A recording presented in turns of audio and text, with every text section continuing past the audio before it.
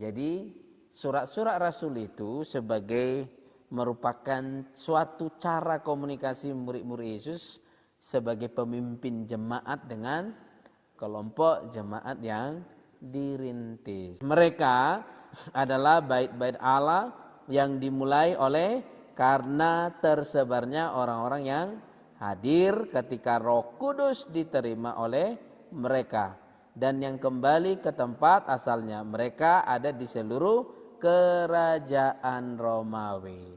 Jadi surat-surat Rasuli itu tujuannya untuk siapa? Tujuannya adalah untuk orang-orang yang sudah menerima Roh Kudus tetapi kembali ke tempat asalnya. Nah, sehingga perlulah ditulis surat untuk orang-orang percaya ke Roma, ke Korintus. Ya kok? Jadi mengerti kan?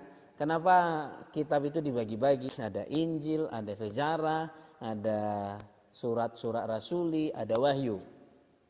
Jadi ternyata tujuan daripada surat-surat Rasuli itu adalah untuk orang-orang percaya yang menerima Roh Kudus tetapi sudah kembali ke tempat asal mereka.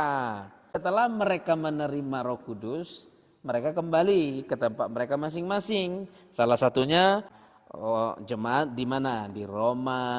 Maka perlulah ditulis surat-surat untuk menguatkan, untuk menegur dan untuk apa? Ya, mengingatkan mereka ya. Jadi ketika mereka berada di bait Allah, mereka apa katanya? Menerima Roh Kudus, tetapi saat mereka menerima Roh Kudus, mereka kembali ke tempat asalnya. Ada yang ke Roma, maka ditulislah surat ke Roma. Itulah salah satu surat-surat Rasuli. Ngerti ya? Yang mengerti katakan amin. Meski firman Allah dalam bagian Alkitab ini berbentuk surat, bukan narasi, tulisan-tulisan Rasul Paulus dan tulisan-tulisan para murid lainnya yang dijumpai di sini. Jadi surat-surat Rasul di situ surat siapa?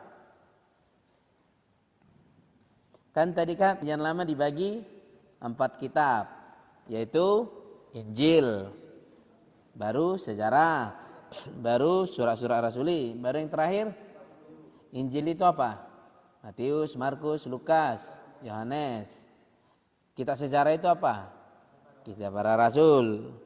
Kitab-kitab Rasuli, surat-surat Rasuli itu surat siapa? Tulisan siapa? Petrus, Yakobus, Yohanes dan lain-lainnya. Lukas juga termasuk, Yudas juga termasuk. Kebanyakan dari surat-surat ini ditulis oleh siapa? Rasul Paulus atas perintah.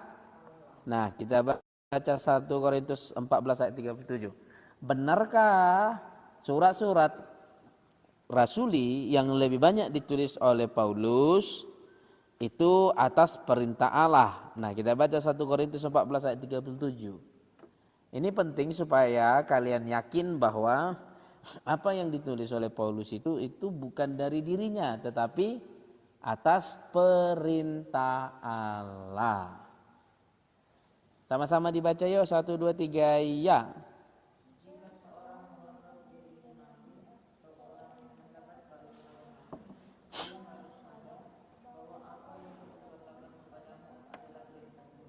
Nah, jadi surat-surat yang ditulis oleh Paulus itu adalah perintah Tuhan.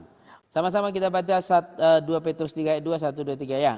Supaya kamu mengingat akan perkataan yang dulu diucapkan oleh Injil dan mengingat akan perintah Tuhan dan hikmat yang telah disampaikan oleh rasul-rasul.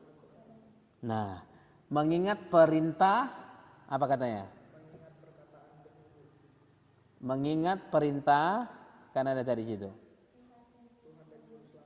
Mengingat perintah, terus yang nah berarti yang disampaikan oleh rasul-rasul itu adalah perintah Tuhan. Oke? Jadi jangan ragu bahwa apa yang kita baca di surat-surat rasul itu adalah